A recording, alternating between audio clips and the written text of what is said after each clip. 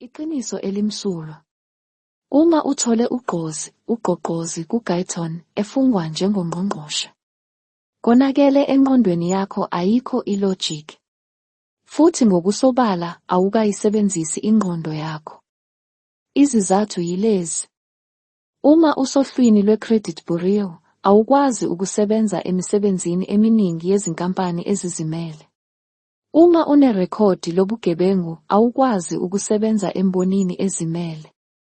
Kodwa sithi, ngerekhodi lobugebengu ungahola futhi uphathe izwe lethu nezinsiza zalo.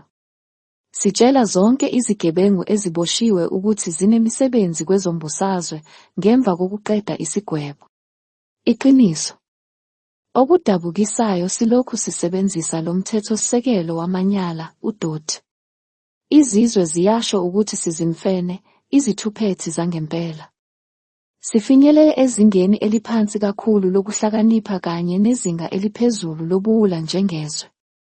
Okuwukuphela kwento engasibeka phezulu isidumbu emakhazeni. Konke okunye okuphefumulayo kuhlakaniphile kakhulu kunathi. Iqiniso elimsulwa. La manyala ngeke amukeleke. Manje kumele sibumbane njengezakhamuzi sikhombise uhulumeni ukuthi ngeke siwamukele lo mbhedo. Sibuyela okhethweni kabusha, kungenjalo izwe ngeke lisebenze. Azilime ziye etsheni. So help me God. Thank you. Take a seat. The last time a judge asked me to sit, he made me sit for 10 years.